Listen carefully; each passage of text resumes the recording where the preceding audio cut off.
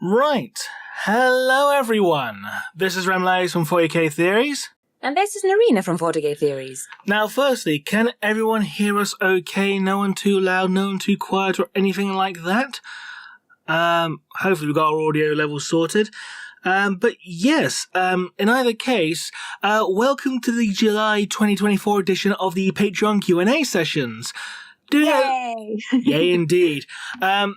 Doing things a little different this time around. We're going to do it as a live stream just to test the waters for something a bit different. So if you guys like it, we'll continue doing it this way in the future. If not, we'll go back to the previous format, depending on what you guys prefer. But yes, as always, if you would like to have your questions answered, then please click the link in the video description below and help support the channel by becoming a patron. But if you're watching us live, you know that already. This is more in regards to the video on demand watchers later on. But yes, firstly, how are you, Narina? I'm alright. My back is killing me and I'm sweating like a tiny little swine because of the heat. But otherwise, I'm superb. Yeah. Thanks for asking. How are you? I think it's even worse for you there when it comes to the weather. It's very, very humid. The humidity is... It's not as bad as yesterday, because yesterday it was like 91% humidity. It's like, oh. Luckily today it's only about like 54, but even so, it's still pretty bad. It is. And like, I've got to ask, because I asked this yesterday, no rain? No rain. Well, there's a little bit of drizzle in the air, but that was about it. Well, at least that.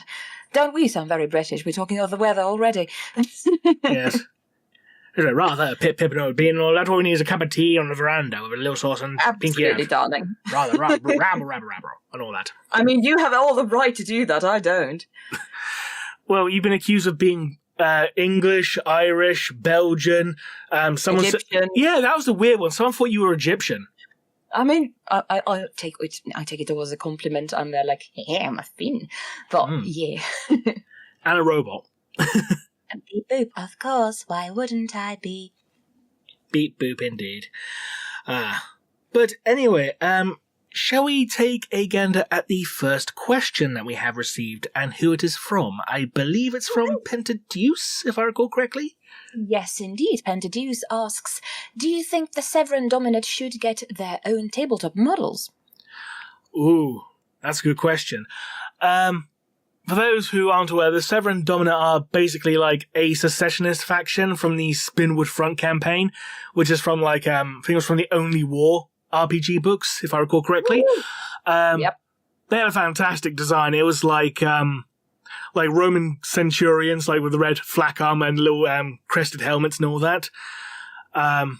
Reminds me of the Caesar's Legion in Fallout 3. Yeah. No, Fallout New Vegas. Sorry. I know what you mean. It's one of the Bethesda Anyway. games. One of the Bethesda games. But I think they actually were all wiped out, if I recall correctly, by the end of it. But in either case, I think that more guard variety is needed in general. I know they're not technically guard, but they're like a guard analog, in terms of how they operated, because they were just like, a standard human army. And we do need some more variety, because all we really have is like Cadians and Cadians and Cadians and Catachans and Cadians and a squad of Attilans. Necromundans, technically, but they're not an Imperial Guard thing. Well, in terms of Necromunda, we have like one Necromundan spider model, and that's a gang attaché. But we would not want to buy all of those. Like, hey, I mean, yeah, but much? I mean, yes, but I'm talking about in regards to tabletop models in general, because like aside from that, we have like the kill team for the Death Corps. I don't even know if the Forge World Death Corps stuff's still available. I know they discontinued the Elysians ages ago, which is a crying shame, because the Elysians were awesome. But yeah, we do need some more guard... bloody wires. We do need some more guard model variety in general, I feel. Absolutely. I wholeheartedly agree, because, you can only do so much with the same kind of model. You can paint it differently, and perhaps you can kit bash it, etc. Yeah, to be sure. But if you have, multiple types of models, then you could kit bash it even more. Absolutely. Right. Yeah. Next question? Pentadeus also asks, in the R-Squad fan comic, Eliphas's YouTube channel has the dub, we see Eliphas reference a Basilica of Torments, if I said Basilica all right or not, whatever. Does that exist in the 40k lore, or is it a fan-made place? No, I'm pretty sure it's real. I'm fairly sure it was mentioned in one of the Dawn of War games. I think it was actually mentioned in Dawn of War Chaos Rising as an excuse to, or as an explanation as to where Eliphas went at the end of what game was he in? Was it Dark Crusade? Yeah, I'm pretty sure he was Dark Crusade that he was in. Because he failed there, and then he came back as part of the Black Legion in Chaos Rising. So yeah, I think that was basically the excuse. Yeah. Fair. Well, explanation, or not excuse. What am I talking about? I don't know. Something. 40k something. Something. Dark side. Something complete. Oh, it's when you defeat the word bearer base. Okay, thank you very much, Brandon, for that. Ooh, lovely. Lovely indeed. Next one? Next one, please, yes. A-Dog asks, on the topic of STCs, the AdMech doesn't want to innovate, I get that, but why can't they reverse engineer the technology they lost, but no, came from STCs from the past, like Phosphex? Funnily enough, that's literally the argument Belisarius Cawl makes in the novel Genefather as to justify why he's quote-unquote innovating to a whole bunch of other high-ranking members of the Adeptus Mechanicus. It's like the Fabricator Generals of 3 different Forge worlds he's pleading his case to. And it's it's not innovation, it's retrofitting, it's a different thing. Kind of thing. And we're not innovating over here, we're trying to figure out how this was done. Yeah, pretty much. It's it's not innovation, we've already done it before, is it? It's okay, two of them are oh, you got a point there, and the third one's nah, it's bullshit, mate. Yeah, it's if you've already, come up with the wheel, you don't have to, reinvent it, etc., etc. Then again, if you don't have the information, you can just look at it it's well, this reminds me of a video that for some odd reason just happened upon me on Facebook, in which they had this kind of from the 1800s, this kind of, I think it was made, this machine for, slicing bread, and it was kind of rusty, etc. And they took it apart and just, sharpened the knife edge and etc., etc., etc. And this kind of reminds me of that. You just look at this piece of tech okay, this is something that, okay, goes like this, goes like that. I'm pretty sure that at least the heretics have tried to do this kind of well, there's a screw over here, let's just take this apart and let's see what works, what doesn't work, etc. And try to find out how it works. But then again, they are the heretics that are doing this, because I'm pretty sure that the Mechanicus itself is it's not broken, don't try to fix it. If it gets broken, we're fucked. Fair enough. Yeah, just a random tangent here. But anyway, it was a good tangent. Oh, thank you, dearie. But still, I do hope that, or I would like to read some sort of a story in which, or more these kinds of stories, in which they actually try to make sensible arguments for this kind of behavior. Hey, we need to, or we want to have this, thing, working, so why wouldn't we do it this way? And if someone's opposing to it, or is opposed to it, just kind of giving reasons why not. Because that is the kind of good Mechanicus lore that I'd love to read about. Fair enough. But yeah. Next one? Next one, please, yes. All right. Zero Hits asks, there are a number of 40k action figures that have been released over the recent years. Are there any that have caught your eye? Funny enough, sitting on the shelf right behind me at this moment is the Bandai Primaris Ultramarine that came out a few years back. That's still sitting on my shelf. I love it. It's great. That's adorable. I didn't get the Imperial Fist or Salamander one when they came out a year or so later, purely because I'm not paying that much again. One's fine enough for me. How much was it? If you don't mind me asking. 80 quid. 80? All right. It's quite big though, in fairness. You need to show me a picture of it at some point. Perhaps you have, but still. I'm very sure I have, but yes, I'll do so in the future, yes.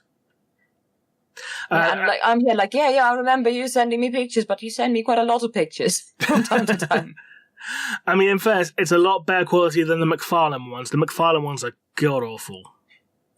It's just like, well, here we have the Saturday morning cartoon ones, and then we have the expensive ones. You have the mainline Toys R Us version, then you have the BotCon version. The San Diego Comic-Con exclusive. Ooh, yeah, very fancy. Good. And of course, like, I'm over here with my everlasting wish to just get Lady Malice in anything. That would be lovely, but I'm sure we're not gonna get it. Not even as a regular model. No. Unfortunately not, probably not. Considering that... Do I have to just... Go ahead. No, so you can first. Do I have to write a story about Lady Malice that is good enough for the... for James' workshop to be like, oh my god, we love it. Do you want a model? I'd be like, yes, please. Sorry if that peaked. No, you're fine, I think. Unless the audience starts complaining, then I think we're going to be alright. Yes. Next question. Watching that in the chat, like, ah. But yeah, and there's another question relating to this. Are there any units or characters that you would want as such a figure that aren't available? Well, I just answered my half of it. What do you think?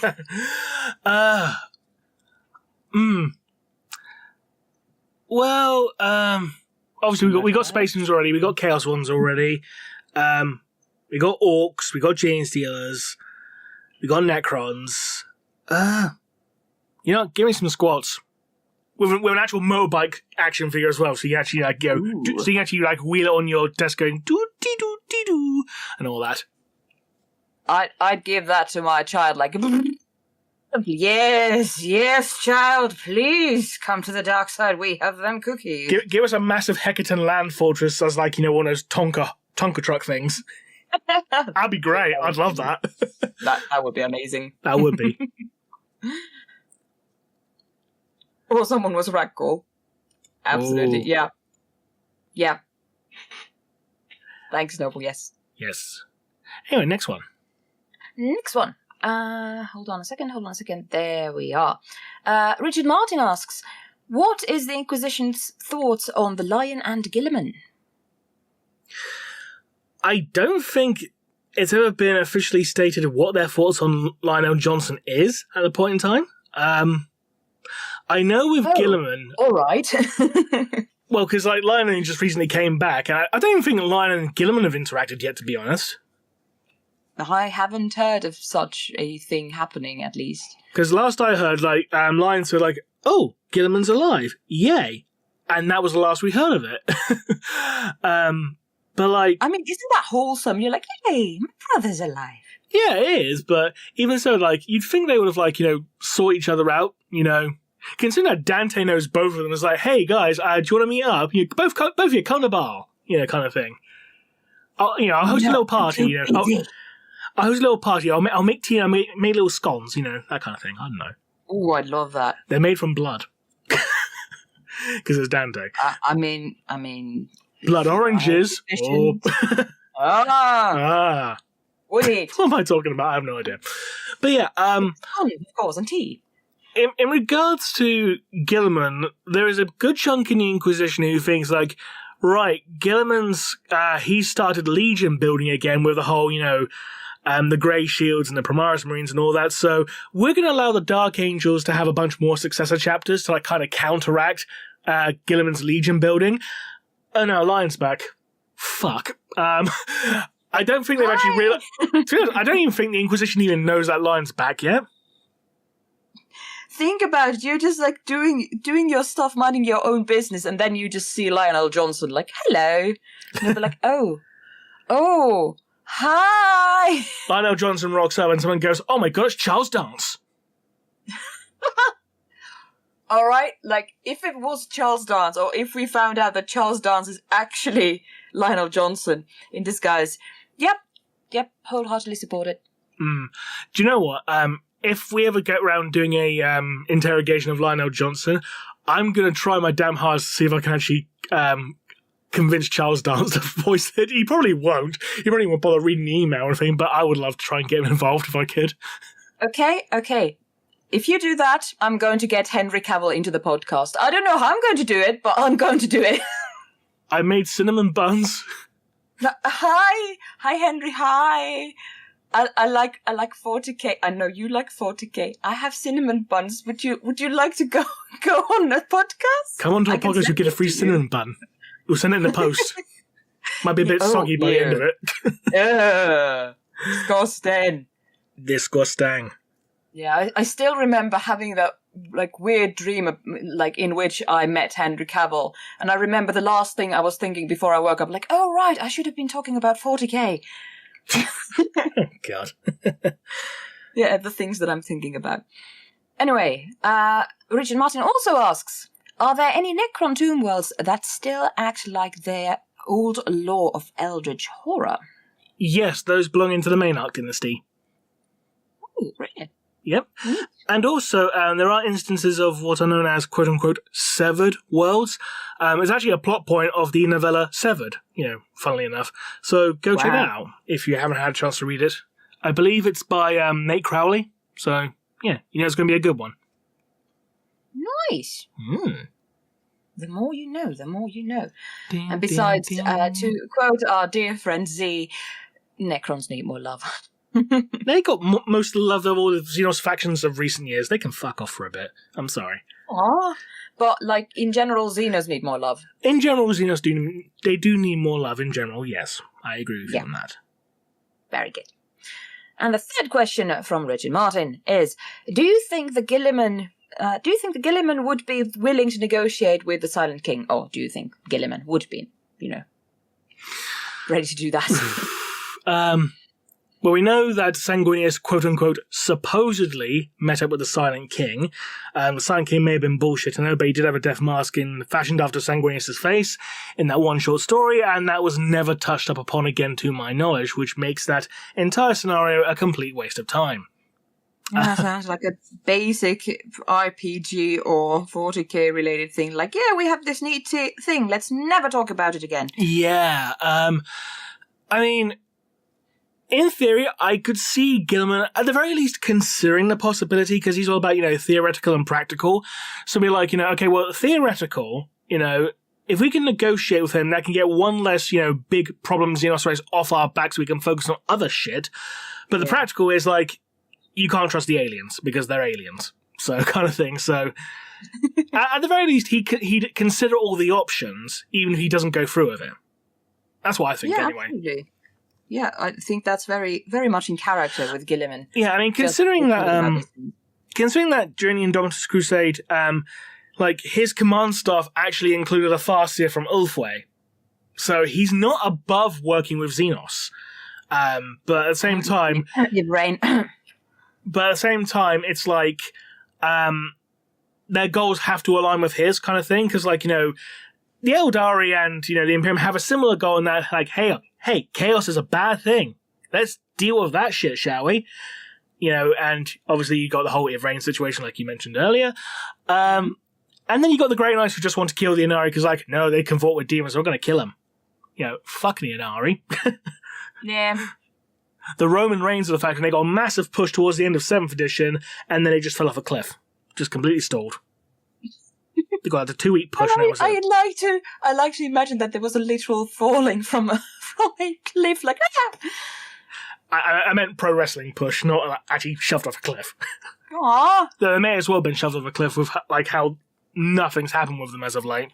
Though apparently, Long live the king. Ivrain does have a role to play in the Lilith Hesperex novel, but I've not read that yet, so I can't confirm either way. But hopefully, fingers crossed, if that's true. So Hopefully so, because I find it very frustrating when, not even if, but when Games Workshop does this kind of thing, hey, we have a new character, wow, it's a very important character, don't look at that direction because, there's nothing happening there. Not for the next 10 years. Yeah.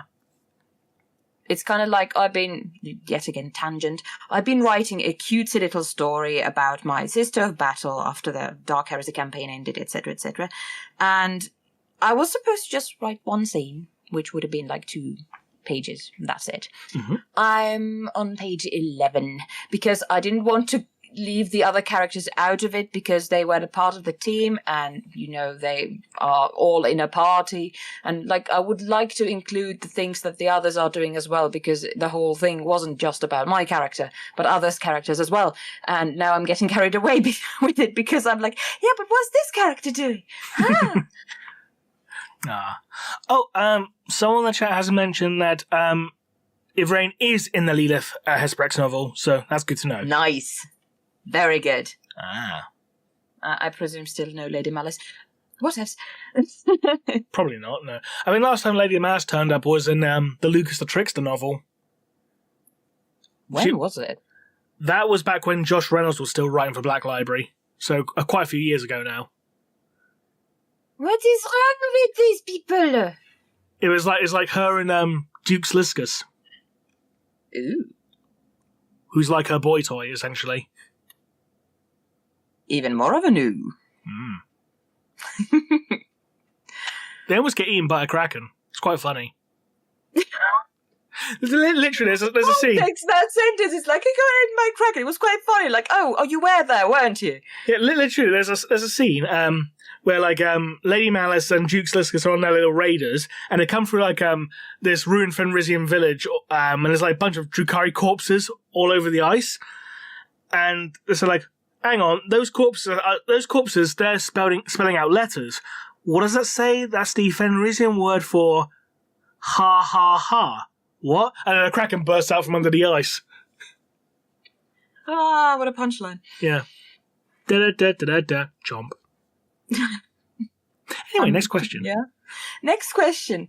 I'm just very, I love to imagine this. I'd be like her. Lol. Anyway. Where was I? There! Austin Horner asks, with the Lions' return to the Rock and seeming full command over the Dark Angels again, as seen in the epilogue of Lazarus, Enmity's Edge, do you think Cypher will continue to operate separate from the Unforgiven or return to the Lion and return the Lion's sword to him as opposed to the Emperor? Ooh, that's a tough one. I'll be honest, I've not read that book yet either, so it's like, oh, okay. Spoilers.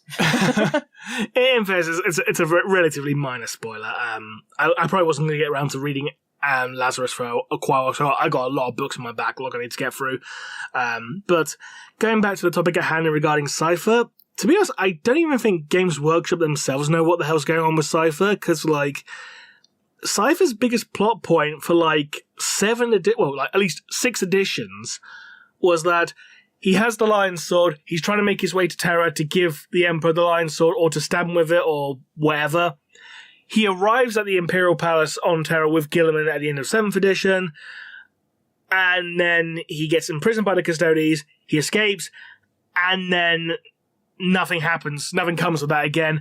And then a Cypher novel comes out, which completely changes the events going into that. It's like, okay, so he didn't come with Guilliman. He was arrested before then, and then he escapes before Guilliman turns up.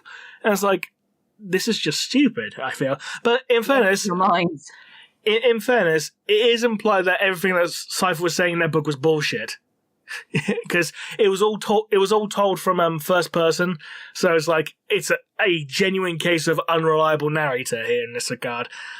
So to be honest, I like to think that Cypher's just talking bollocks in his novel. Yeah, I really appreciate the whole thing, having the unreliable narrator, because it is very much in character for Cypher, and I think because they are, or they might be at the moment, just trying to decide, okay, which parts of this are actually canon and which parts have Cypher or other people, kind of lied about. And then they're like, okay, we have our wonderful, darling big wall with our red thread going from one place to another. Okay, so if we have this, that happens. If we have that, then this happens. And kind of because there are so many books and there's so much lore, if they all don't already have that kind of wall, I suggest James Workshop, please put one up, because you're going to need it. They just have to do their research, and I hope that they do. But then again, when that kind of happens, that you have to use so much time to do the research, because other people have written about these things as well, it takes a heck of a lot of time to write anything new about it.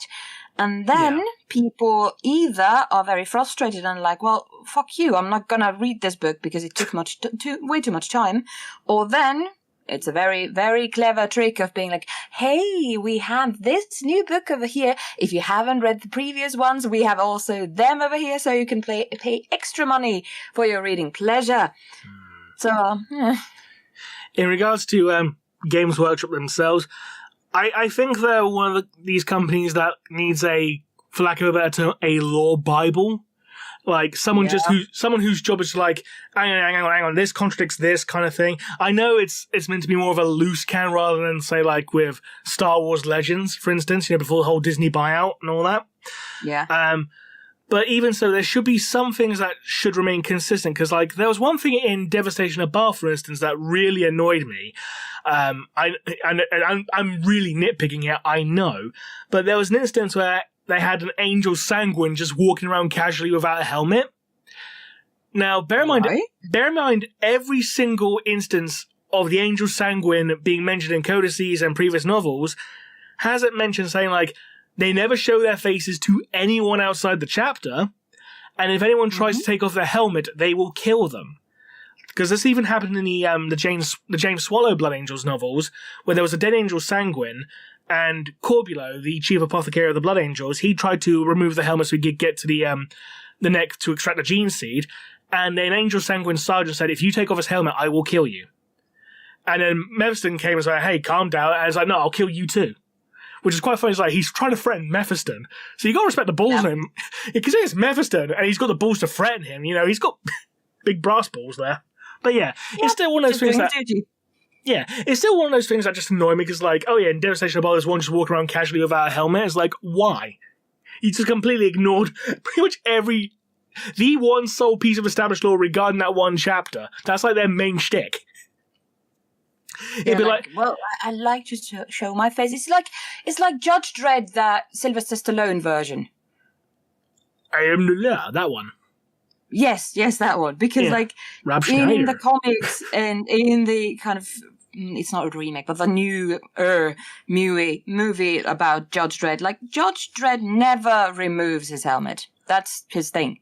Yeah. And then there's Sylvester like, I have a face. For a minute, I thought you said Silverstone. I was like, well, Alicia Silverstone as Judge Dredd. That'd be a sight, wouldn't it? Yeah, it would. Absolutely, would watch that. It'd be better than Rob Schneider at the very least, wouldn't it? So. Yeah, I don't think that. Well, how do you say it in English?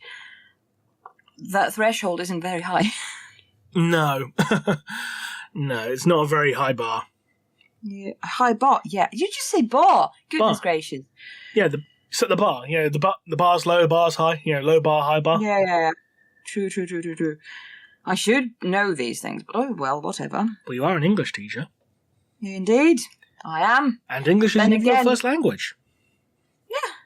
Yeah. But we don't go through like literature there. We're going through like, all right, now the second conditional has the word would, and then we have the word have, and then we have the third form of the verb, such as eaten.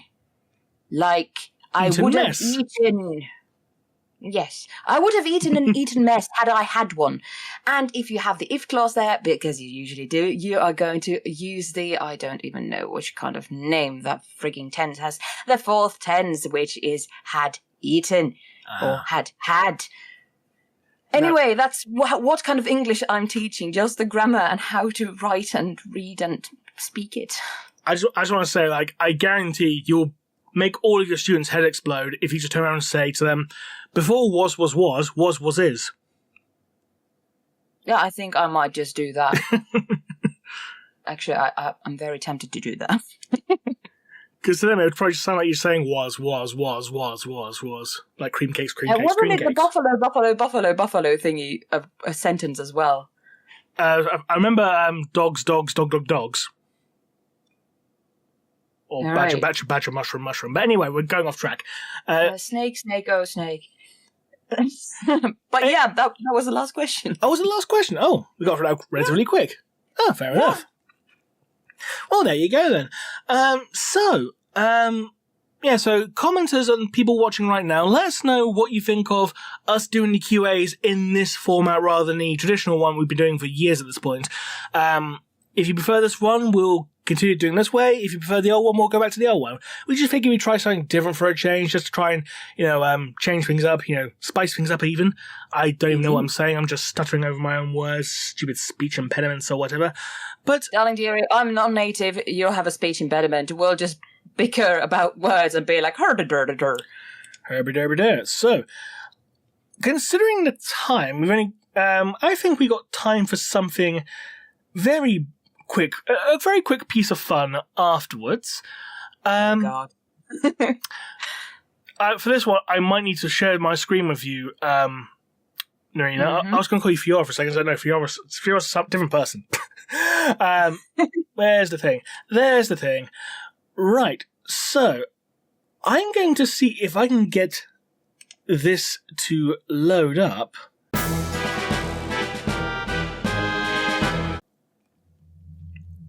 Will something come up on screen? We'll see. We'll see. Games Workshop, Warhammer 40,000. Oh, it's coming up, is it? Yes. Hooray! But yes, we're going to do this for a little bit. Fair. Fair indeed. For a moment, I just need to go to Discord very briefly. Let's just share my screen with you, Fiora. Where is the thing? There we go. So you should be able to see my screen now, Fiora. Yes. No, Fiora, Lorena. Fuck it. Why did we call you Fiora? I don't know. But yes, can you see what I'm seeing on screen? Yes, Herald of Oblivion, Falcon. Mr. Inquisitor, this seems very heretical. Don't blame me. But yes, can we see the chat? Yes, we can, I think. Hopefully so. Hopefully so. Always multitask. Yes. But yes, here we go. It's a choose-your-own-adventure style game, ladies and gentlemen. In where we are playing as Brother Nabor, a space marine of the Imperial Fist chapter. Yeah, one of the most loyal chapters in the Imperium. We don't need this backstory. We all know the backstory. We do? You know what a space marine is. Oh, yeah. Yeah, I should. You should indeed. Combat tutorial. Yes, so there you go. The Pugna Simulare demo. Whatever it is. During combat, you have access to a number of stats. That is wonderful. Very wonderful indeed. Weapon skills, strength, toughness, armor, and wounds and acciones. So yes. We've got options. I was just about to say we have honor there as well, but options works as well. Let's turn off the music a little bit because it is a bit loud. Let's be honest. Yeah. Right. Okay. So yeah, let us fight. We has fight, and that is also very bloody loud. Can you hear me? It is quite loud, yeah. It is quite loud, yeah. I can't get to the options thing again. God, I have to wait. Okay, never mind. We shall be loud for this. We shall be loud. Things shall get loud now, so let's fire the Storm Bolter. Yeah.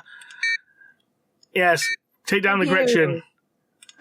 Let's chop it up with a chainsaw. So, yeah, fire. I missed the grot. I missed it. No. You sure we're not just playing a regular tabletop game? I got a glancing blow on a Gretchen. And a crit. Hooray. We killed it. I mean, it is, practice round, so we have to practice. We have to practice, yes. Well, I wish I could get the bloody options in combat, but apparently not. But yes. No options in combat, you just fight. We just fight, yes, so. We advance. Yes, we advance. Yes, continue. Yes, we advance. And then we advance. And then we... Do we shoot or do we knife? No, we use a chainsword. Are we close enough? We focus. Rah! And I think that one missed us. And I fired and I missed and I fired again and I missed. We're not doing very well against grots, are we? Bloody hell. Now destroy these Gretchens. Yes, we're trying to do that. We're trying our hardest. We're trying our hardest. Rah! I mean, I love that sound effect. Yeah. And then we Let's shoot it. Fuck it. No, we can't even shoot it. We don't have the ammo. You need to hit it. Oh, do we not have... That crotch has survived being cut in half with a chainsaw. Perhaps that's the next dead goblin. And it dodged. Oh, God. Well, in the far future of the 40k theories, at least, Gretchens are the biggest threat to the humankind. Right, now we can actually turn on the sound effects. Hooray, victory! Hooray! Difficulty setting, what should we pick? Veteran, Astartes, or Initiate? You choose. Let's go for shits and giggles. Highest See one. how Gretchen will kick our asses. Yeah, shits and giggles. Right, the Hulk is so vast that the mighty Adeptus Astartes strike cruiser is as a buzzing needle fly to a grox in comparison. Like some errant planetoid, the warp spawn conglomeration of HMS.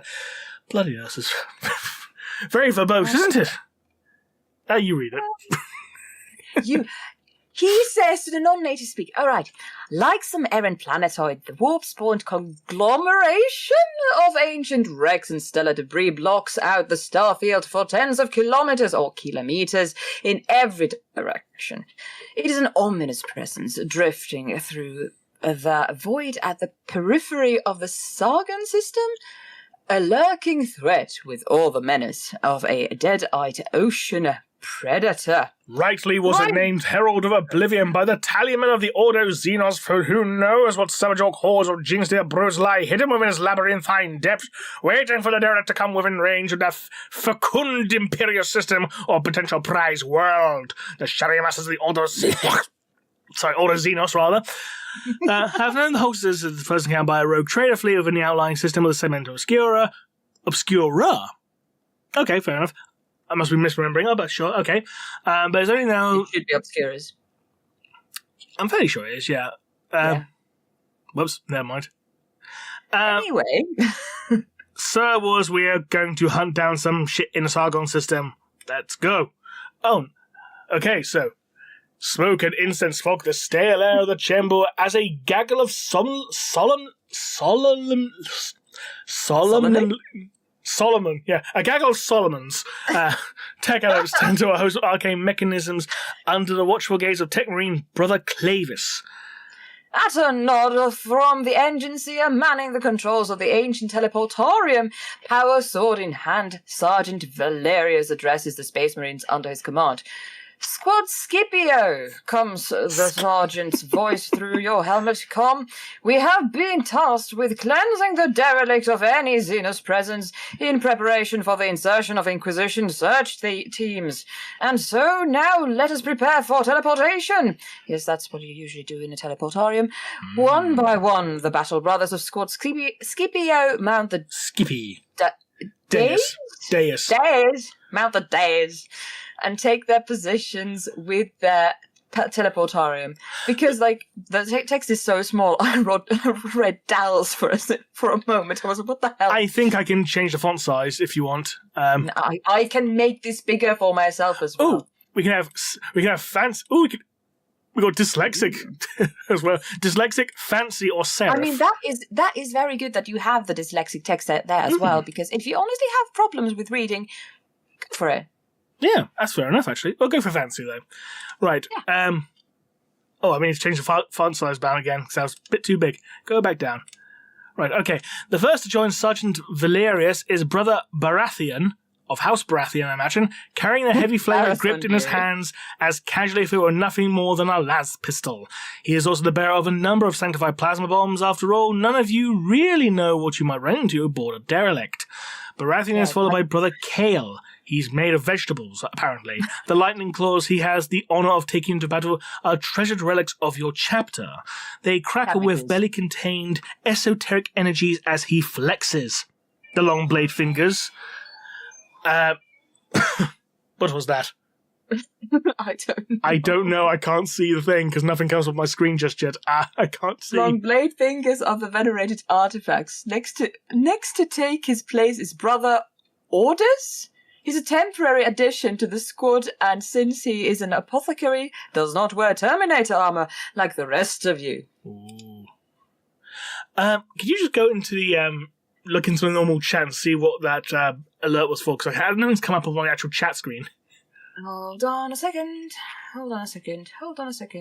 Just in case it's a super chat question or something. No super chats. No super chats. Oh, fair enough. Instead, he Perfect beginning. That's what it says, at least. Perfect beginning. Instead, he bears the sacred tools of the apothecarian, all contained within his narthecium. Within his pocket, as well as a chainsaw and bolt pistol. As the most recently inducted member of Squad Scipio, you are the last to mount the teleportarium dais. Sergeant Valerius turns to the tech marine marshalling the servitors and tech adepts monitoring the enigmatic machine's many controls. Squad Scipio, ready to teleport, he says, his commanding tones emanating from the external voxcasters in his Terminator armor. Confirmed. I was like, wait, see, confirmed. Like, what the hell? Confirmed. See, confirmed. See, confirmed. Brother Clavis or Clavis or whatever. It turns out it's a Crimson Fist. See, confirmed. Oh dear. His voice exhibiting emotionless machine-like cadences, while the great servo arm attached to his back twitches nervously. At some unvoiced order that only the tech something or other pick up on, Brother Clavis minions carry out a sequence of well-rehearsed maneuvers at the arcade controls before them. They're dancing the Macarena.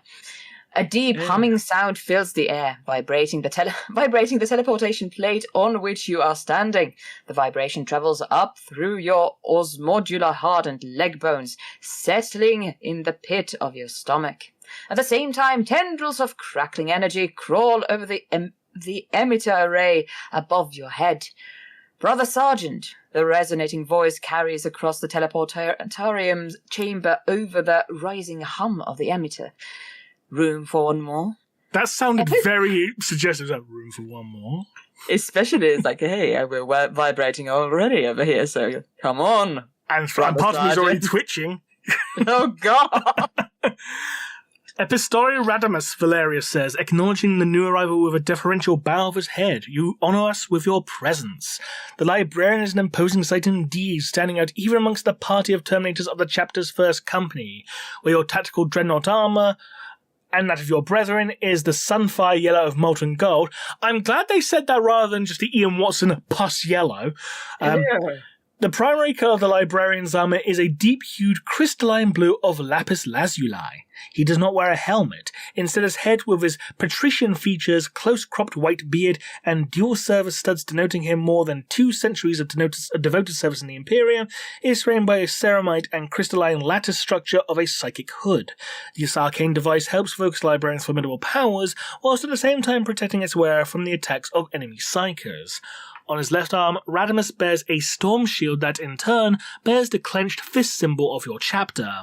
In his right hand, he carries a mighty hammer. The Epistore can channel his devastating psychic powers through his weapon, redoubling its already deadly ability to injure the enemies of the Imperium. What troubles you, Epistolary?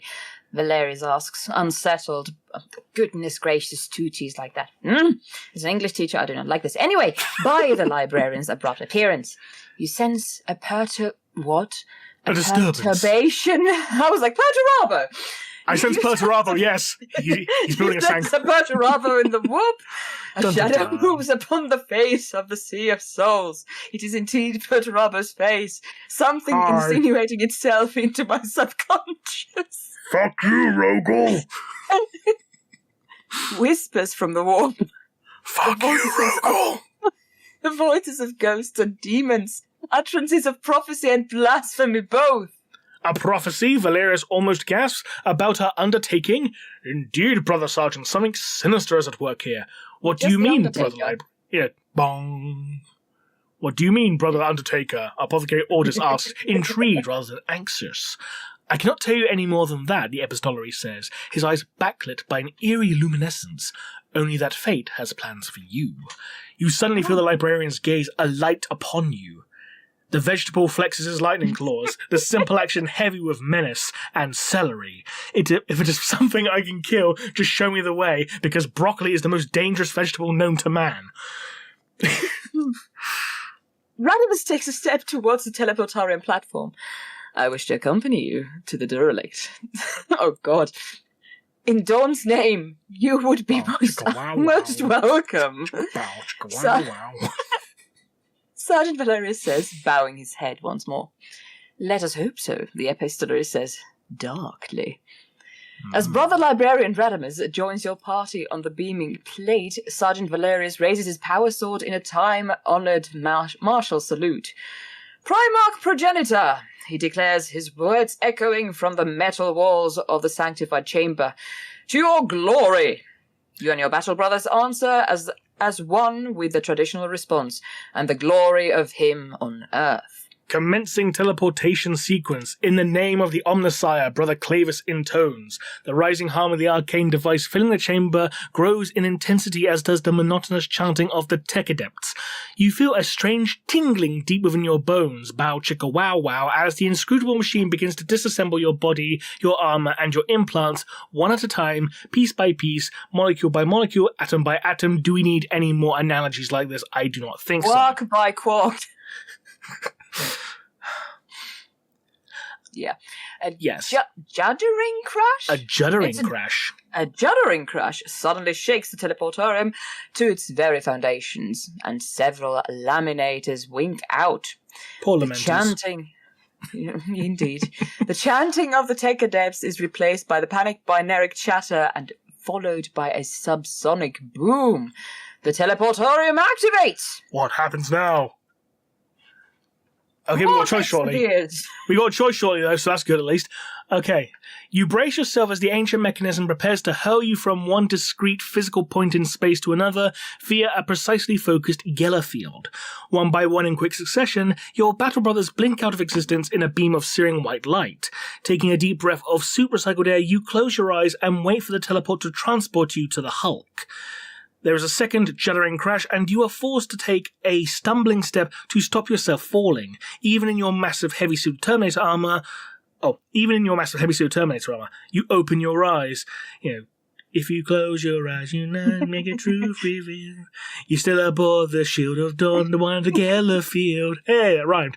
Generators rise and falls as bursts of eldritch energy crackle across the array above you. What's going on? You start to say before Brother Clavis silences you with an upraised hand. Brother Neighbor? Howdy, neighbor. Brother Neighbor, remain where you are. The Tech Marine's voice comes to you through your helmet's comm. Yet another crash rocks the teleportorium chamber, dislodging centuries of dust from the curved metal ribs of the craft's hull, forming obscuring clouds all around you. Something is clearly wrong. But what? Right, chat, what shall we do? Shall we get clear of the ancient teleportation device as quickly as possible, or stay still as Clavis has commanded? What should we do? With a drunken sailor, what do we do with a drunken sailor? What do we do with a drunken sailor first thing in the morning? Clear of the ancient teleportation device as quickly as possible, or stay as Brother Clavis commanded. I can't even see if the chat's updating here. So just... I think they're all just in shock. They are in shock. I thought they've all fucked off. So it's like, oh god, they're pissing us off coming. I don't know. Technically 6 people are watching now, so we have shocked quite... You've shocked 6 people. Yes. All 6 of them. But yes. Stay still, they say. Stay still. Okay, one vote for stay still. 2, no, 3. Stay still. Okay, so we'll stay still then, okay? Yeah, okay, we'll stay still. Obeying Brother Clavis's command, you wait as unfathomable forces ripple and distort the air around you. Gradually, the epileptic bursts of energy fade from brilliant white to a much calmer blue. Gellerfield stabilizing, announces the sweating tech adept from his place at a control lectern. Finally, the collapsing energy field dissipates altogether, leaving behind nothing but the stink of ozone in the air and an uneasy feeling in the pit of your stomach. Unease, yes, but not fear, for the Adeptus Astartes are untroubled by such pathetic emotions. Bullshit. Gellerfield stabilized, confirmed the tech adept. By the grace of the Omnissiah, the tech marine says. Brother Clavis, what happened? You begin, only to be interrupted by yet another juddering crash. And I know some people saying in the chat there's a bit of lag. Unfortunately, there's nothing I can do about that. I think it's just something to do with the OBS streaming software, so sorry about that. But yeah, sorry about that. we'll do our best to try and compensate if we can, but it's out of our hands, I'm afraid. But we'll continue. The Shield of Dorn is under attack. Comes Shipmaster Traber's stress response over the comm. They came out of nowhere. They fly now? Who knows? Who did? Clavis demands. Pirates, Xenos scum. The shipmaster's voice echoes around the vaulted metal chamber. Eldar, and the most black-hearted of their inimical kind. A host of other voices come crackling over the comm, sounding like they are echoing to you across Space and time. They are the voices of your battle brothers, carrying to you from wherever it is they have been transported to board the drifting space hulk. Then suddenly, the comm signal from the hulk cuts out. All available battle brothers, a voice booms through the ship's internal vox systems. Prepare to rebel borders. Not you, brother neighbor. Not you, brother neighbor, the Marine intones as the teleportarium is bathed in the rippling glow of tamed lightning once again. Power has been restored and the device is ready to fire. There is barely time to give utterance to your chapter's motto before, with a burst of actinic light and a roar like the death cry of stars, the teleport tears a tunnel through space-time and hurls you through it. Time to click the wheels of fate. Dun dun dun. Roll the die. Roll the dice. We got a skull. We got a skull. Do we get a skull? Do we get a skull? Destiny's decided. 3 skulls. We're dead, probably. Your mind reels. You're dead. Right. The sensation of being turned inside out is replaced by an unsettling sensation of dislocation. Why are you dislocating your shoulders, dearie? As the furious light fades, you are left in near total darkness as your own heightened senses and the auto senses of your armored helm take a moment to adjust to the lower light levels. All around you is smoke and darkness. Your auto senses take over, revealing your new location in a lurid spectrum of contrasting heat signatures. And that's when you see them. Dun dun dun. Coming towards you through the smoke and gloom are a number of unnatural monsters. Xenos spawn. They are multi-limb monstrosity, each one as large as a space marine. Thanks to years to battling enemies of mankind, you recognize them immediately. They are gene stealers. Dun dun dun dun dun. Take care for your genes. Dun dun. Despite being foul inhuman monsters, you know from bitter personal experience that the creatures are possessed of a malign cunning, incredible strength, lightning-fast reflexes, and claws so sharp they can tear through Terminator armor. But something isn't right. Pure strain gene stealers possess all manner of unknowable senses, but judging by the way they're creeping through the grilled metal corridor you now find yourself in, they are as yet unaware of your presence. Then you realize why. You have teleported on board what would appear to be a rogue trader vessel. Ooh. Judging by the motives on display upon the metal ribs of its hull, the ancient reactors that once powered this ship through the warp have come to the end of their life after who knows how many centuries. The gases and heat they are pumping out as they fail is hiding you from the approaching aliens. However, it can't be much longer before one of them detects your presence. But for the moment, you have the advantage. Right, chat, what shall we do? Shall we enter into ranged combat with gene stealers? Or shall we engage them in close combat? Or shall we remain motionless and hope the gene stealers will just fuck off and leave us alone? What shall we do indeed? What would you do, by the way, in this situation? Like, in general, like, if you were an Astartes? Before we get the answers. I'd shoot them, personally. But again, one person against a bunch of gene stealers on their own, generally not good odds in general, so you could argue waiting is a good one. Okay, so we've got one vote for ranged combat, I see. What does everyone else think? I think range is a good idea, personally, but I like to hear what other people think. Okay, we've got enough for range. If we get one more for range, then we'll go for range.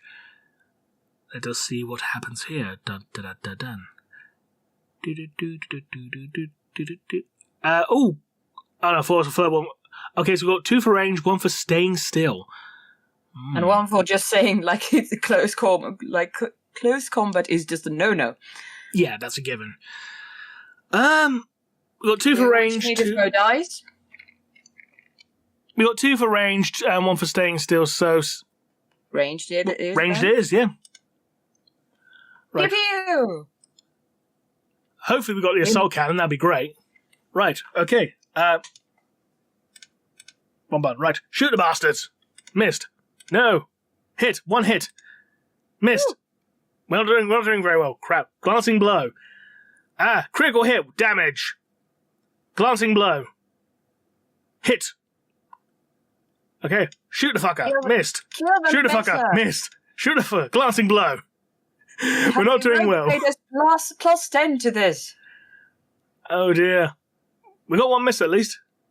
And a glancing blow. I think we'll be fine. Shoot the bastard. No. Shoot the bastard. Why won't you die? That's a good question.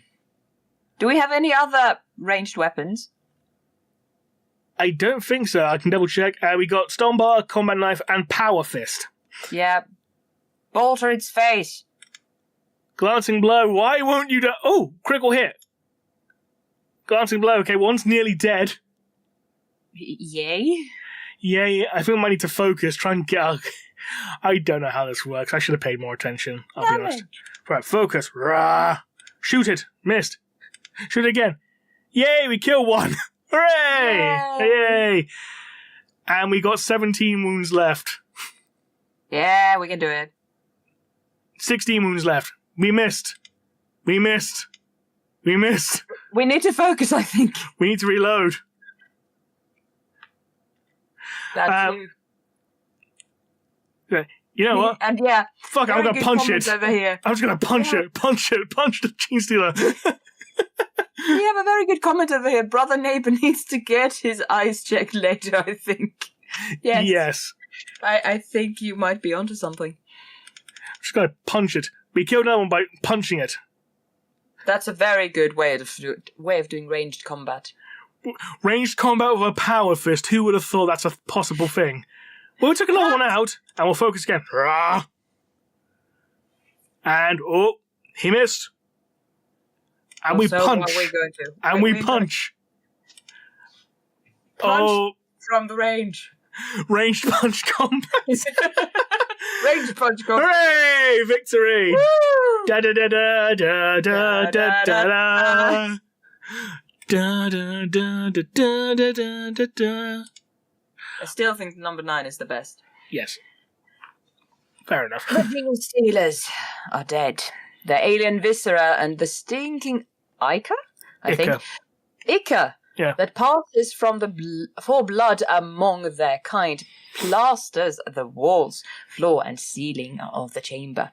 The space is little more than a widening of a corridor, and, judging by its construction, it is highly likely that it was once part of some imperial vessel or other.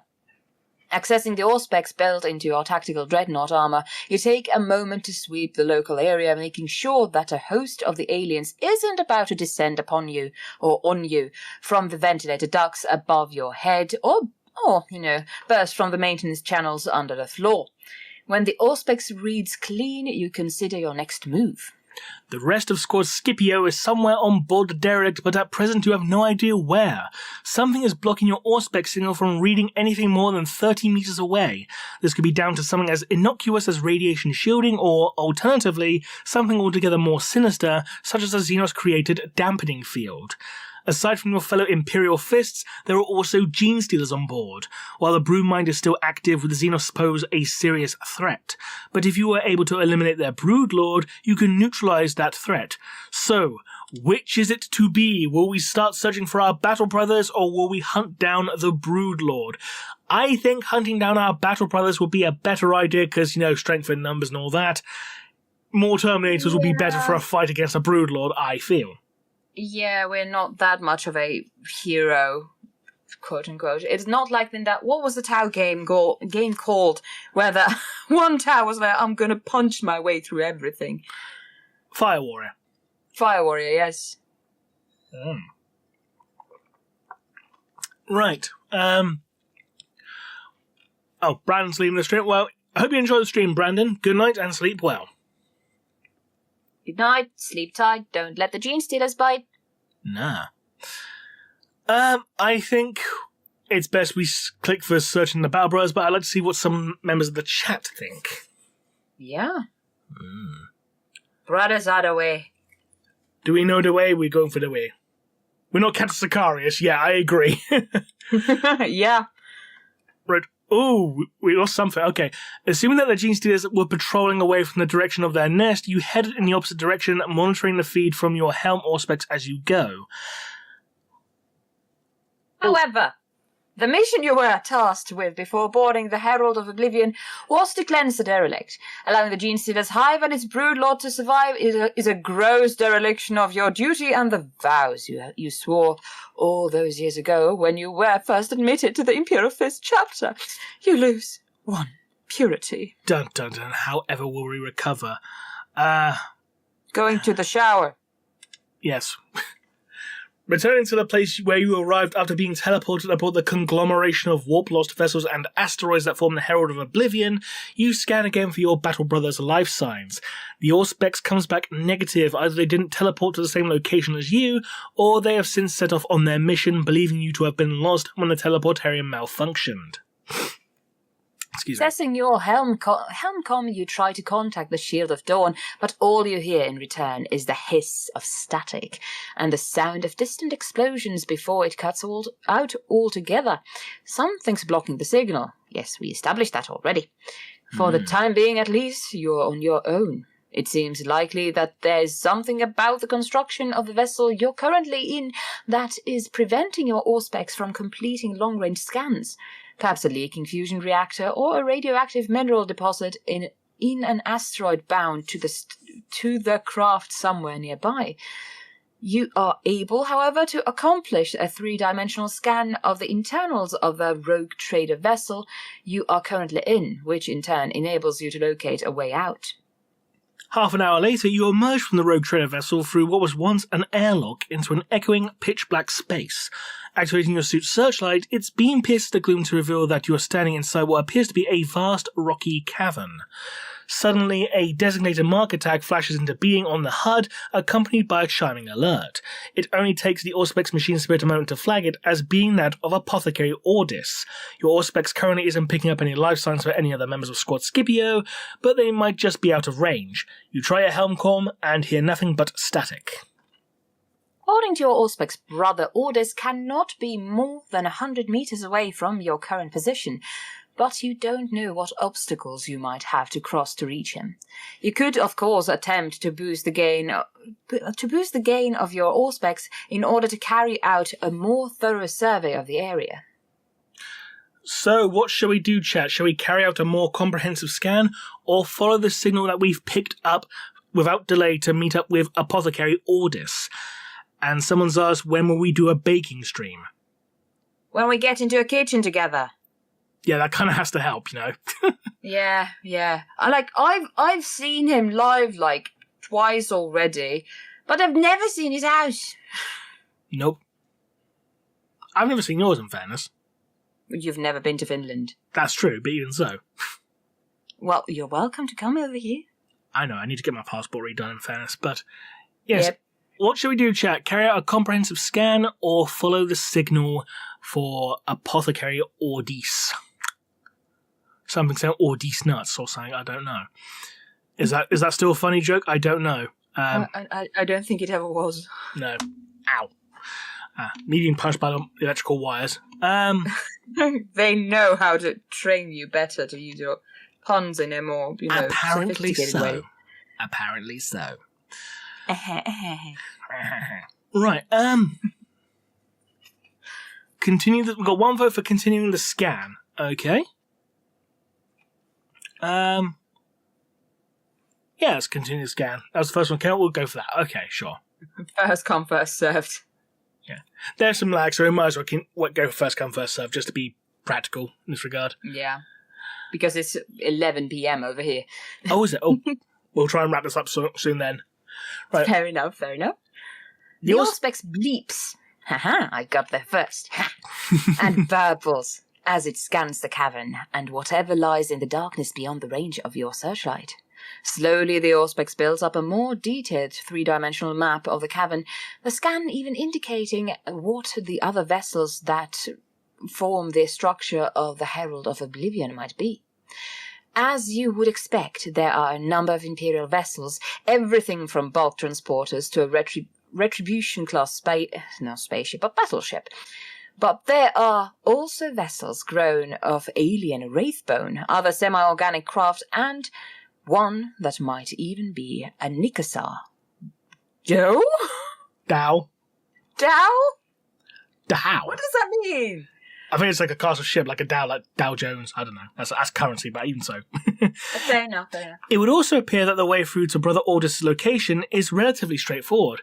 However, you know that although his life sign is still registering, he hasn't moved since your Auspex first located him, and there's still no sign of your other battle brothers. The route you take to find the apothecary leads you across the cavernous heart of the trapped asteroid to a point where the blunt nose of another vessel has burst through the silicate rock wall.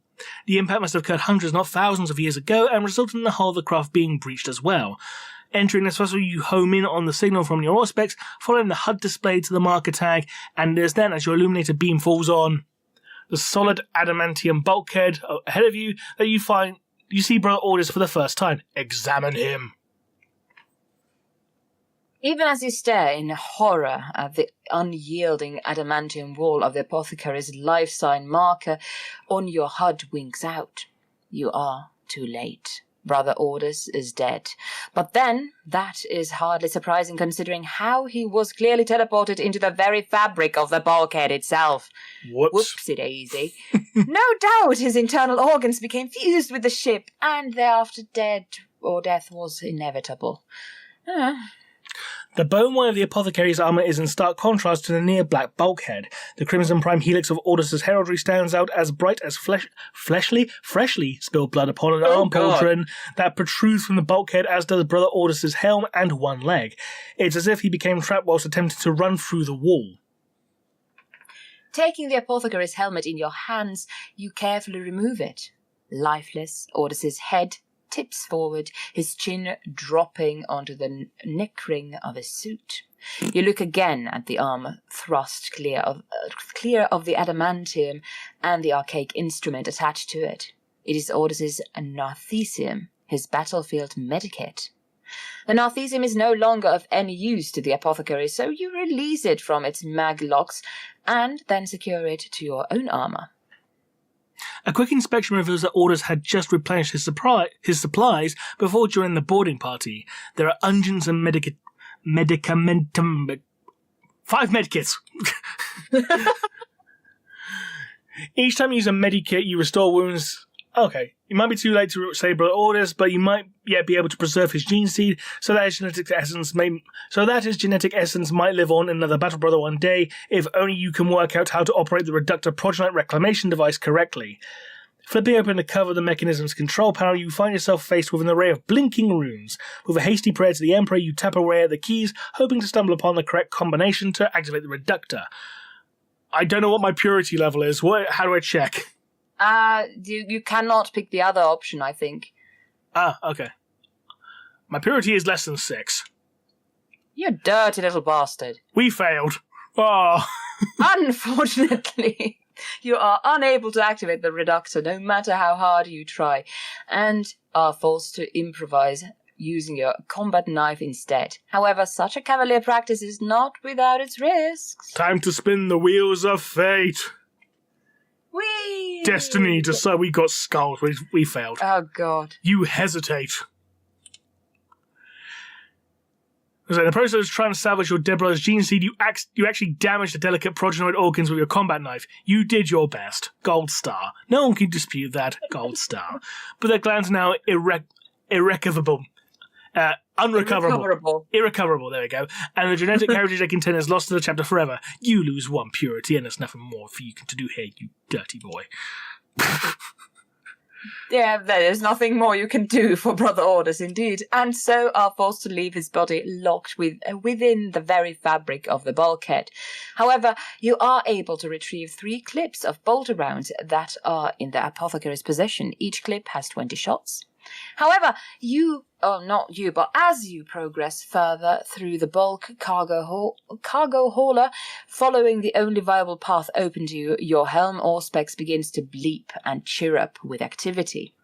Overlaying the information it is picking up, your helmet's HUD, a wireframe 3D scan of the Hulk appears first. On top of this, then appears the target markers indicating your battle brother's life signs.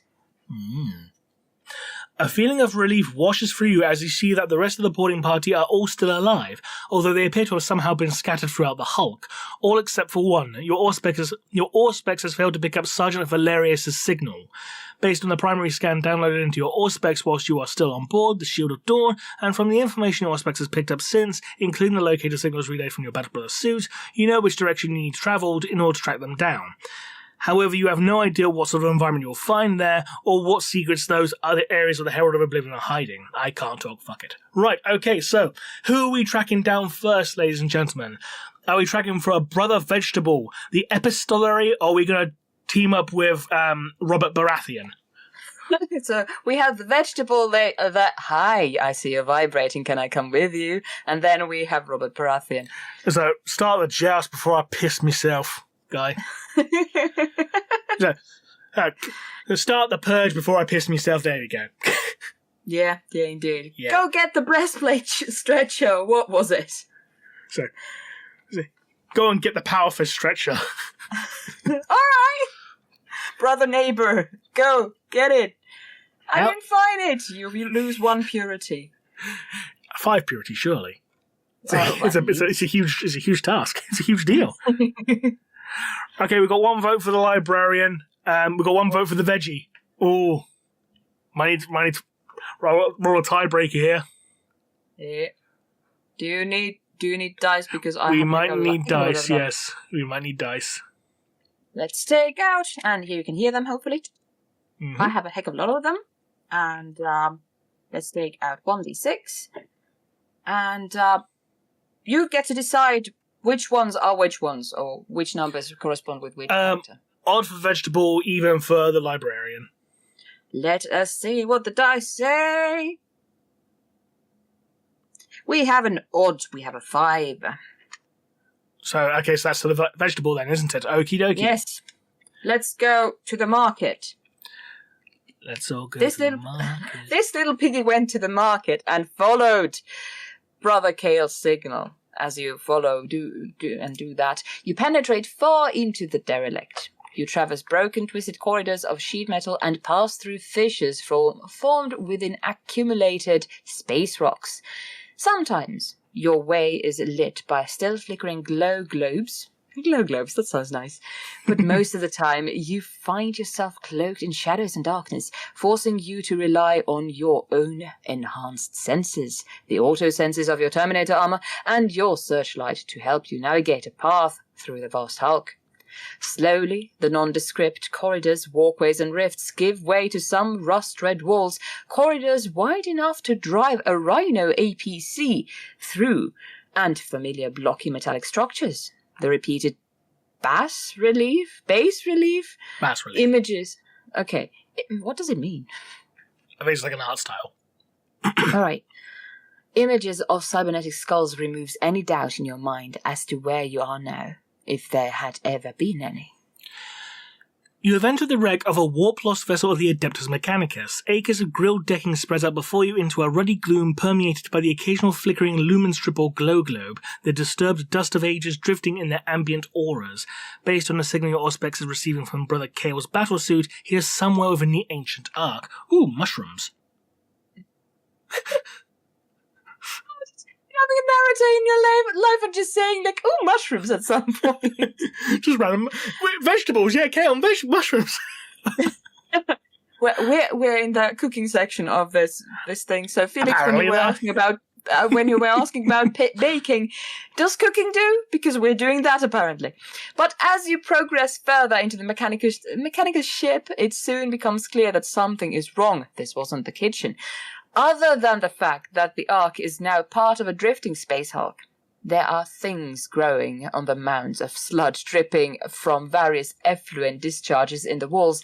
The growths look like large fungi, their pointed caps the colour of stained copper. Memories implanted inside your head during one of the phases of your initiation into the Imperial Fist chapter means that you recognize the toadstools for what they are. The fungi are orcoid in origin, part of the savage alien race's reproductive cycle. If allowed to grow to maturity, in time they will produce more of the savage greenskins or one of the lesser orcoid species, but that will still be troublesome to the Imperium. The only way to eradicate them effectively is to burn them.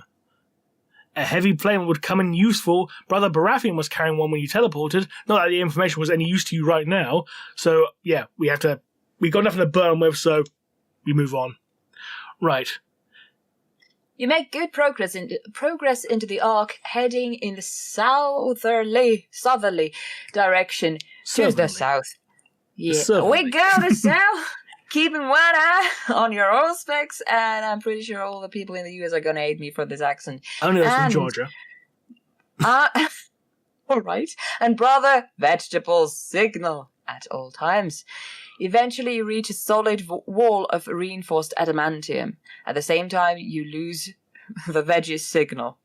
You wonder if he is still alive or whether something about the makeup of this part or the vessel is blocking your signal. It's the mushrooms.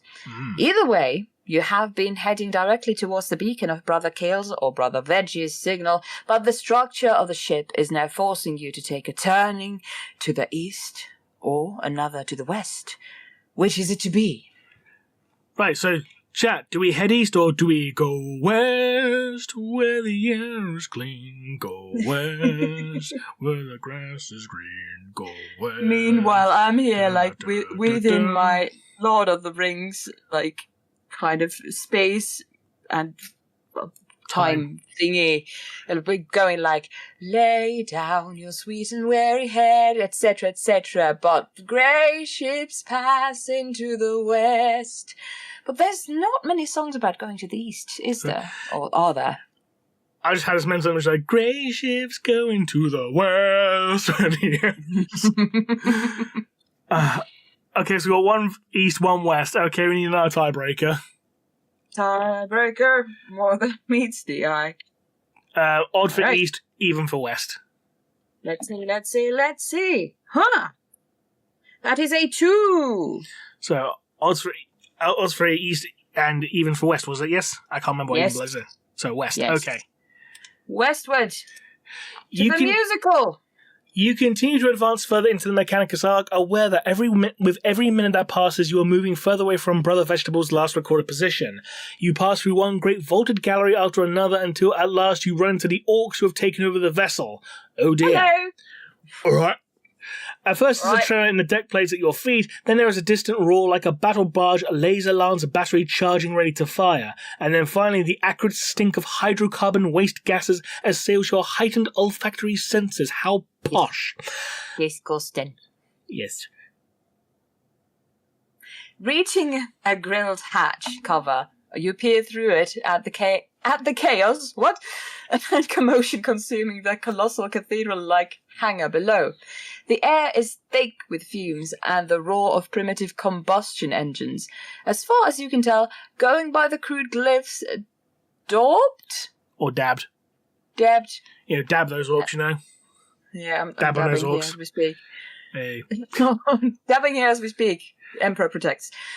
Onto the vehicles and some of the orcs themselves, 2 rival mobs of greenskins are tearing around the ruined vault in the customized trucks and war bikes that they must have constructed from whatever bits and pieces they could plunder from the Mechanicus vessel. The orcs have created a crude arena in which to race their noxious machines, and you can see a stack of promethium barrels collected together to form a fuel dump at its center. Such profane desecration of this ancient, omniscient, blessed vessel makes your very blood seethe with Beta-contained rage. You cannot simply stand by and watch as the Xenos continue to desecrate the Ark with their sheer presence. They must be eradicated. Those were your orders, and it will be your pleasure, not just your duty, to fulfill them. Look at these pictures of some models that used to be available from Forge World. Tearing the grill from the Tearing the grill from the bolt holding it in place, use the projecting cyber skull and cog gargoyles adorning the walls of the vaulted chamber to descend to the floor of the desecrated Manufactorium Cathedral without being spotted by the orcs, who are far too busy driving their customized vehicles around the track at dangerously high speeds. But how will we go about eliminating the greenskin menace? Shall we issue a formal challenge, take out the fuel dump, or target one of their mobs? Ooh, a good selection of choices here. Indeed, we do have. I mean, from an RPG point of view, this kind of like I'm going to challenge you to a duel. That sounds something very Space Marine like. That does sound like a Space Marine is like Xenos Fist. I challenge you to a fisting competition with my power fisting. I got a power claw. Oh fuck. Or something, I don't know. Yeah. Holla. Indeed. Something. He just screams at the orc, Berkeley! I still find it very adorable that you remember and say that word like very well. Oh, thank you. We have a challenge, we have fuel dump, we have you take out the boss, you become the boss. So, that is from the same person who said challenge. We got challenge and we got fuel dump, so roll a dice. Rolling the dice. Let's make it a D3. 1 to 2 challenge, 3 to 4 fuel dump, 5 to 6 mobs. Alright. Let's check. Blah. That is a 1. We are being honourable over here. We're going to issue them insisting on a fisting. Challenge. Insisting for a fisting. Striding across the floor of the cathedral, which is embossed with more of the cybernetic skull devices of the Cult Mechanicus, you issue your challenge as like a boss. You're just swaggering across. Come at me, bro. Invective booming from the boxcasters built into your Terminator armor. Come at me, bro. Come at me, bro. Suffering not the alien to live in the name of Rogel Dorn, the Emperor's right hand. Come at me, bro. And in the name of the Lord of Mankind, I swear that this ends here and now. So I said, come at me, bro. Your booming polemic carries even over the roar of the trucks and warbikes, reverberating from the steel and adamantium walls of their desecrated vault.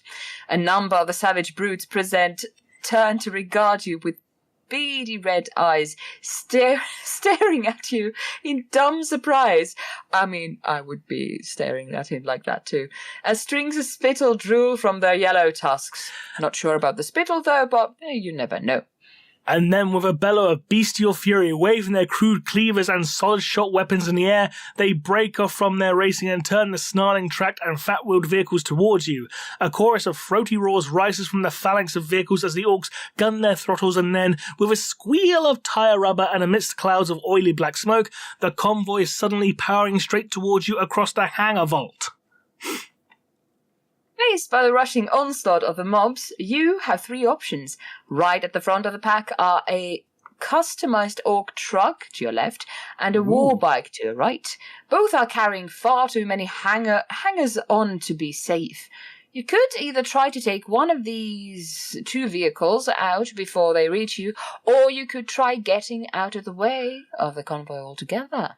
Oh, so what we're going to do, chat? Take out the truck, take out the bike, or just flee like a little coward? Like, I want to challenge you! I was hoping for a big punch-up with a war boss or something, to be honest. Yeah. But again, if we can, just punch the pike out of the way, that'd be awesome. Just punch it. Have you ever been so boss you just punch a bike? Or punch a truck? No, I haven't. I've just ran and fallen my head first to the asphalt, so that's my contribution to this. Okay, someone's being very honourable in the chat and allowing someone else to pick for them. That's very sweet of you. Thank you, Boo. Thank you, Paleo. So what are we going to do? Go for it, Alpha. What do we do? I'm getting sued by Nintendo for singing this. Yes, you are. Yes, we are. What else could we be singing? Like, to not get sued by Nintendo? Go West. Disney? Do you know the words to Savages? No. Actually, yes, at least partially. Savages, barely even human. Savages, something. Barely even mushroom. Yes. Okay, well, seeing as we're still waiting in the chats, we might have to go ahead and, just because of time more than anything else, we might have to go and pick a random option. Rolling. Roll. D3, rolling. So, of course, 1, 2 to the uppermost, etc. Yes. That is a 3. So we the bike. Target the war bike. Okay, we'll punch a bike. Punch that bike. I use my Stormbolter on that Forge World bike. And that's a blatant Forge World weapon. So, model rather. I use my Stormbolter. Under your wrathful onslaught, the warbike dies in a welter of sparks, shrapnel, shredded tires, and broken body parts. But the customer's truck is still heading straight towards you. With mere meters between you and the speeding vehicle, there isn't even time to turn your weapon on the truck. And then, in that crucial moment, you make a split-second decision. As the truck comes within reach, you sidestep smartly to one side. As you do, you grab hold of the bull bars of the front of the truck with the augmented fist of your tactical dreadnought armor and brace yourself for the inevitable. What happens next answers the age-old question of what happens when an unstable force meets an immovable object. Hulk Hogan slams onto a giant, that's what happens.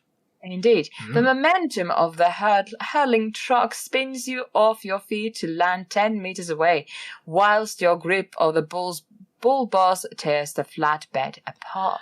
Pieces of twisted metal crash down on the floor of the vault even as the truck's ruptured fuel tank touches off, throwing up a great wall of flame between you and the other orcish vehicles, which proceed to pile into it, their weapons magazines exploding as fuel lines ignite. Surprised and angry orcs rain down around you. Get to your feet quickly.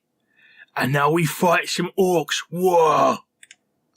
Right, okay, so, we're just gonna start shooting things. Bang, bang, bang, bang. We got one orc. Like, we hit orcs way better than Gretchen. We do. That is good, at least. And we're just going to keep shooting. Now we're just going to keep shooting. We're just going to keep shooting. That's what we need to do. I need to move to the left, don't we? Yes. Okay, and we got to shoot. Bang. We missed. I think they might be wanting to hit us. That's right, we can just shoot them. Bang, bang, bang. Bang, bang, bang. Daka, daka, daka, daka, daka. I shot you down, bang, bang. You hit the ground, bang, bang. That awful sound, bang, bang. Space Marine shot me down. Wow. Oh, you got one in close combat now. Whee. Well, I think that's what we need to do. They're insisting on a fisting. We'll give it to them. Yep. And then we'll focus for the last one. Like, sorry, we need to focus on this. And we'll punch. And we'll punch. We got one hit on him, and we killed another orc with just a few punches to the face. Nice. And he missed. And I missed. And we missed. And we critical hit him. And we glanced. He glanced. Oh, crit.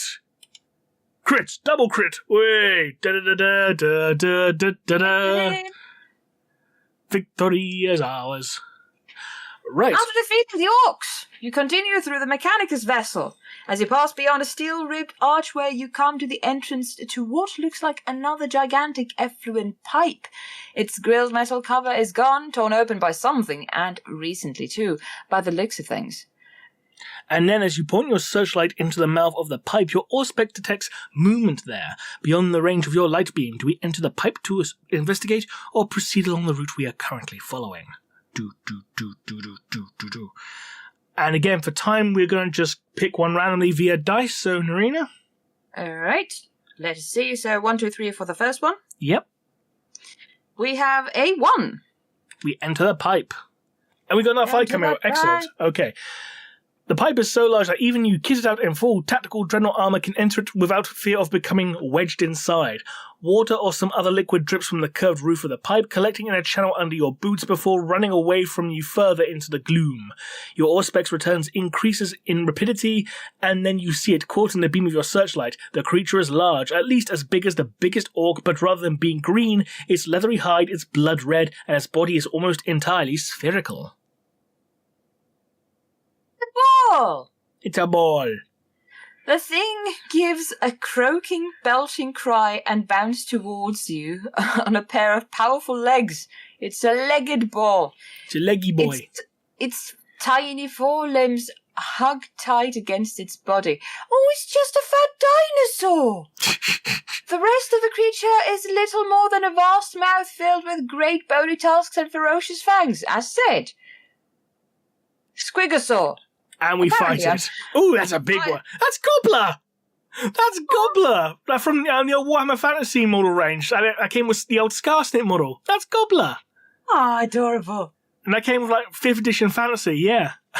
But anyway, we're going to shoot him. We're just going to shoot him. For Dorn! We got it. That's for Dorn. Indeed.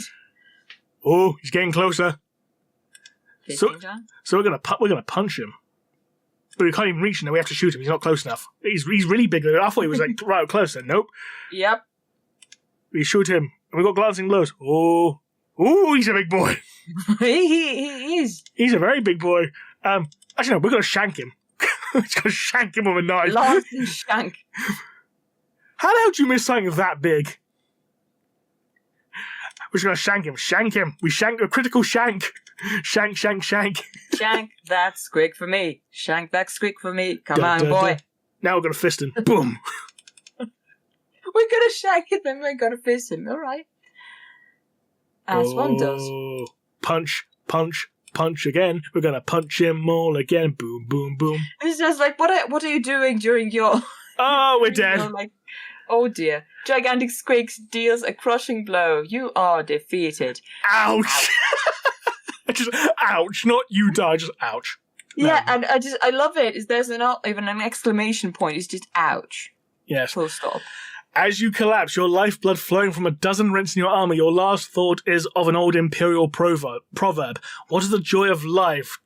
To see your enemies flee before you and hear lamentations of the women. Yeah, I was just about to say, to watch your enemies, see them driven before you and hear the lamentations of the women. Yes, to die knowing our task is done. What is the terror of death? To die our work incomplete.